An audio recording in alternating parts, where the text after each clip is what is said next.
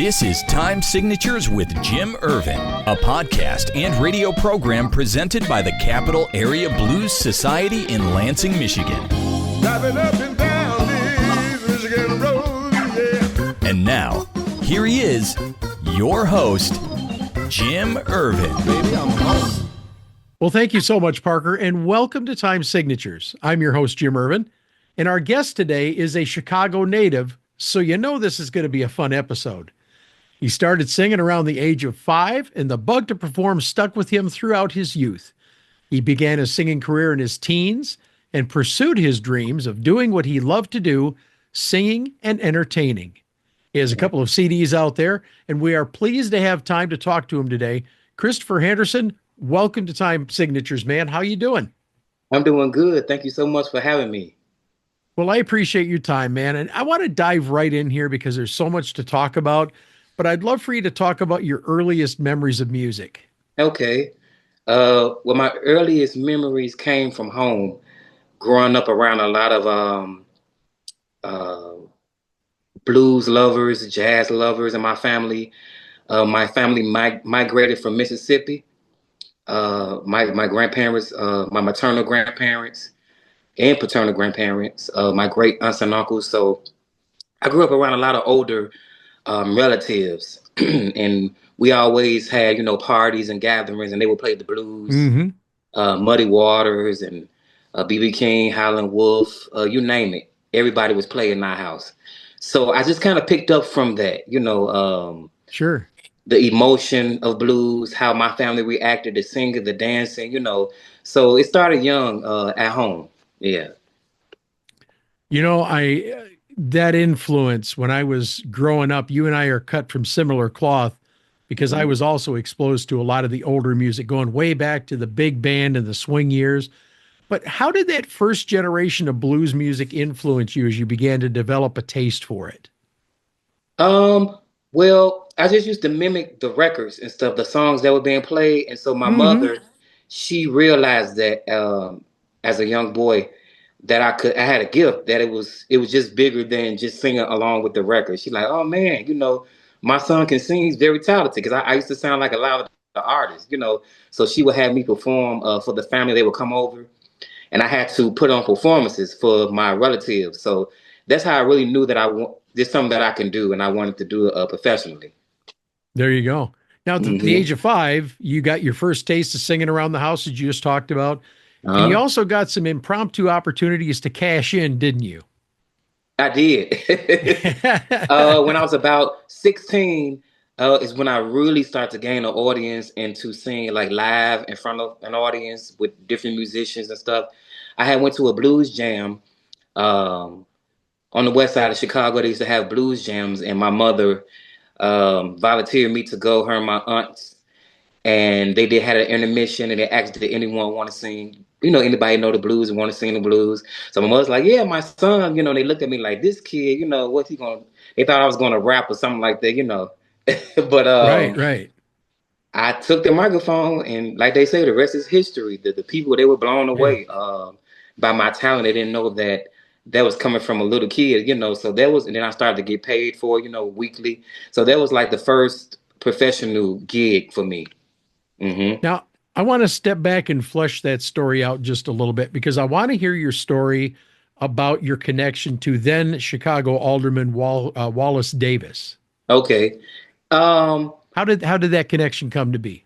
I actually met him that day when I went, because it was at the Catfish Corner, which was his establishment, and we would have live blues there. So I was singing on the stage, and he came out of the restaurant, him and his wife, who since had passed.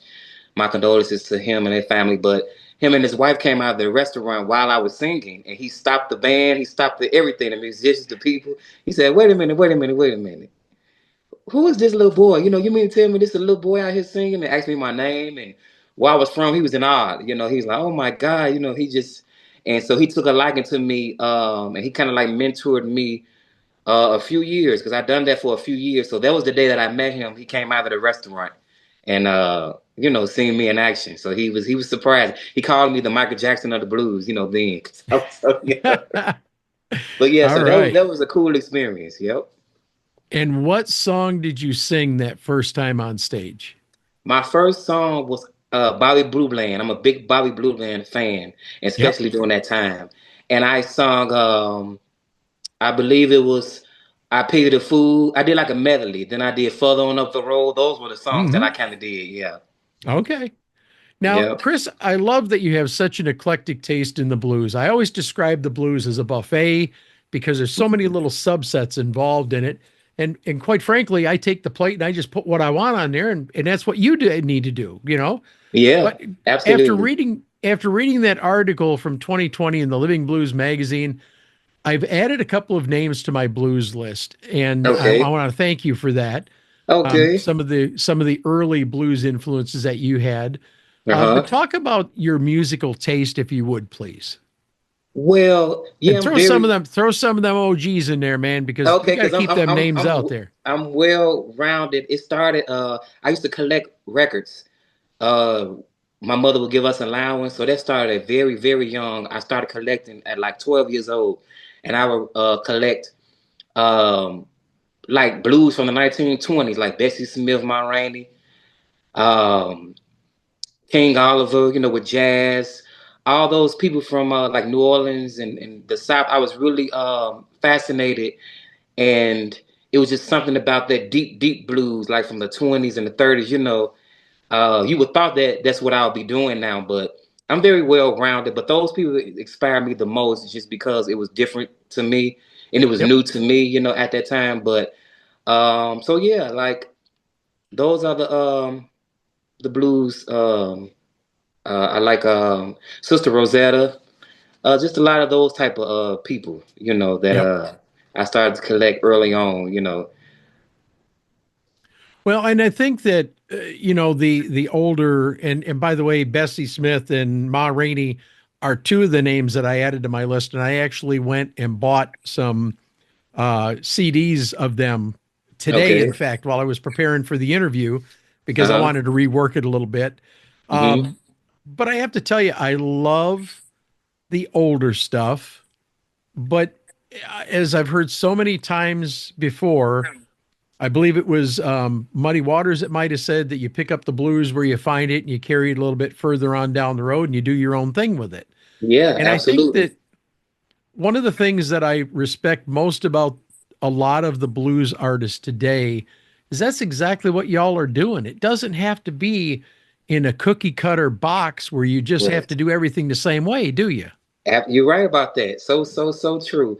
And that's what I try to bring with my artistry and my blues. Because I do traditional blues, I do soul blues, and I just put it all in the pot and I just Mm, give everybody a little bit of mm, everything, for everybody. So yeah. yeah. See, and I like a little bit of that soul blues, man. There's something about it. And honestly, the longer that I'm in this doing this program, the Uh-huh. more I'm learning about the different aspects and the different subsets of the genre. Um, I'm going to be honest. I just recently learned about soul blues. Okay. Um, because I'm familiar with hill country blues, I'm familiar with Memphis blues, Chicago blues, blah blah blah. Mm-hmm. The list goes on.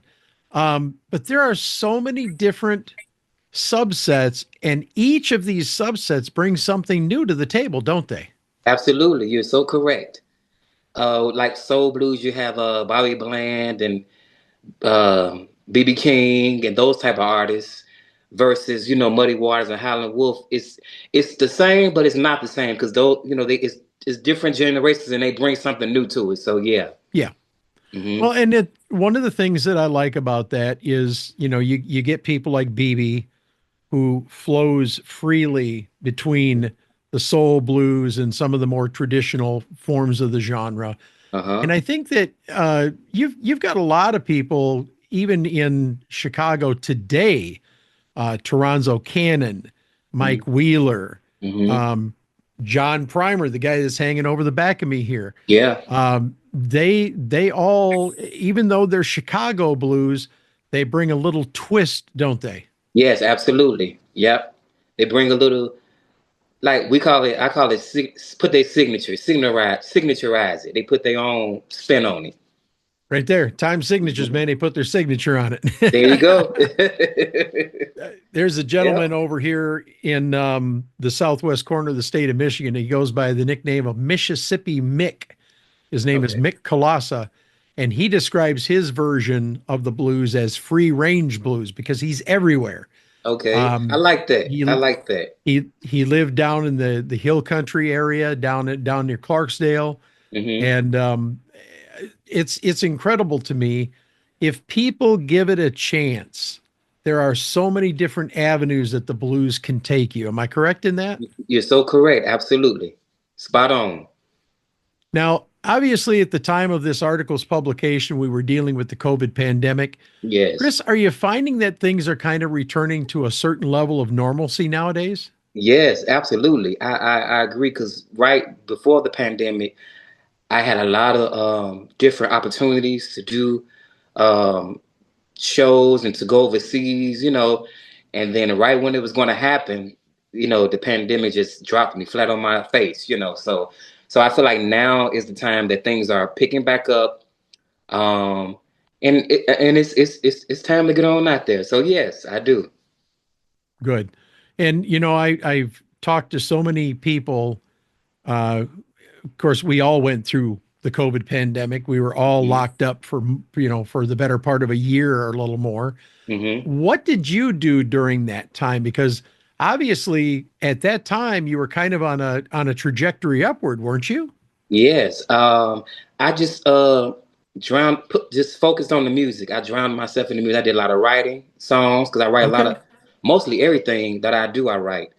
Um, I did that. I started to do that early on as well as a teen, writing different little songs and melodies. So I did a lot of writing during the pandemic. I did release my second project right at the tail end of the pandemic. So a lot of Okay. that project kind of came from the pandemic. It was during that time. Okay. Now, what has the I guess when you were writing during the pandemic, Hmm. then did you record at that time during that I period? did, yes, I did. The song "Make No Sense." Um, I did a cover of "Ain't Nobody's Business." I did that during the pandemic. Yes. Okay. I was going to ask you if that period of time had a bit of a sway on your music at that time in your writing, if some of that made its way into the album. It did. Yeah, the song "It Don't Make No Sense" that was really pertaining to the pandemic. Okay. Well, talk Yeah. about that a little bit. It was just basically it was a pandemic, and then I felt like during that time it made it harder for people to live their, of course, everyday life, their livelihood. So it was Yeah. just a Oh, part yeah. of it just didn't make sense to me. So that's why I named the song "It Don't Make No Sense."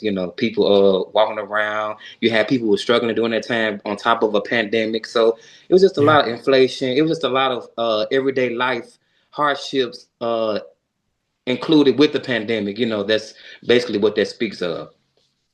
And I remember that time so vividly because number one, I'm in my late 50s. Number two, of course, I was mid 50s back then. Number Mhm. two, I am also a type 2 diabetic. Oh And wow. yeah, and there were a lot of people that had pre-existing conditions such as that that were really scared. I mean, for their lives. Yes, And absolutely. so they didn't want to be out. They didn't want to be anywhere near anybody. And Hmm. I remember coming home with grocery bags. I had at the time I we had eight people living here. Okay. Hmm. All three of my kids. I had a nephew. I had a gentleman that I was renting a room to. Hmm. My husband was here. I mean, eight people in this house. Okay. And I was the guy that was going out doing the shopping. And I remember Okay. coming home and wiping the bags off on the porch with, Yeah. with, Uh-huh. uh, with wipes just to make sure that, I wasn't bringing stuff into the house, but it feels good that we're past that. And, Hmm. and it's nice to be back out there among the public and being able to go to concerts and all kinds of stuff. Yes, it Now, is. That was so Chris, depressed. That was a go ahead. depressed. I kind of fell into a depressed because I didn't get a chance to promote my album like I wanted to. I couldn't go out Yes. and do shows. I couldn't. It was like a standstill. So I won't say regret, but I wish I would have waited to release it so I can do more with it. Yeah. Oh, yeah. Well, and and the thing is, I think depression was a big part of that time. I'm a very social person, and I have Hmm. become considerably less social than I have been in the past. And Okay. I think a lot of it is due to the COVID pandemic and Yes, all that. But I I agree. want I to agree. I want to flip the page here, Chris, and I want to talk Okay. about something else. How is your collection of Living Blues magazines going? It's going good. Oh man, I got them packed away now, but they're going well. I'm still collecting them. I Okay. think my oldest one is from 1990 or 89, I believe. Yeah. I'm going to tell you, you need to look on eBay, and I'm Uh-huh. going to tell you why, because I found one. Of course, I'm sure you've heard about the 1969 Ann Arbor Blues Festival. I did, yes. Mm-hmm. Okay, I've got the albums, I have the CDs. I actually have a couple, and I wish I could put my hands on them right now because I'd show it to you. But I have the Living Blues magazine that has all the pictures from that event. Oh And wow. yeah, and I found it on eBay and it was like $7, $8, something like that. Uh-huh. So if you want to get some of that older stuff, go check it out. Okay, most definitely. You got to excuse my dog. Probably hear somebody at the You're door. good, man. You're good. Everything's good. Now, Okay. Chris, we have to talk about what you've been doing lately, man. Are you working on any more stuff on the music front? Do you have a new album in the works or a tour coming up? What's going Yes, I got on? a couple of things coming up. I did want to plug my latest. I'm doing a release, a re-release actually of a live performance that I did of a few Nice. years ago. Chris Henderson live at Moe's Tavern, and Okay. Yeah, yeah, so yeah. you can pre-order tomorrow. Starting tomorrow, you can pre-order at elasticstage.com. So this is the album. Ooh, is that vinyl? Yes, it is. Christopher Henderson, you got vinyl? I got You, vinyl. I gotta listen. On April 8th last year, I had no vinyl. Okay. Uh-huh. On today, April the 3rd, not even a year later, I have over 400 pieces of vinyl and more than Oh half of it is wow. blues. So Really? trust me when I tell you, my friend, I will be pre-ordering that tomorrow. I promise you.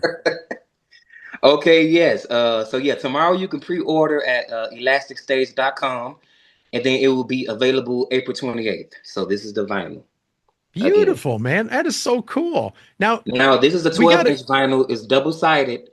It's 8 minutes on each side.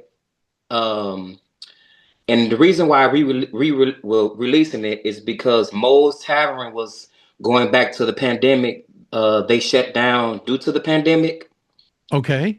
and the owner passed of COVID-19. Oh man. And she was a beautiful lady. She gave me a platform to showcase blues, and I did a show February the 16th, 2018, and this is what this vinyl is. Yes, Wow. so you can That pre-order is so. again.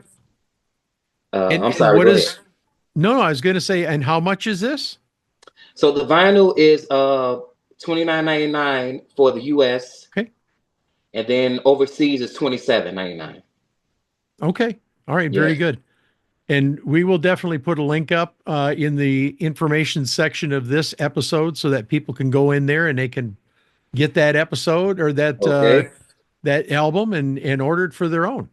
Now, Yeah, Chris, so I'm here's excited. This is my first vinyl release, so and I love vinyl. I have quite a collection as well, so I'm just excited about it.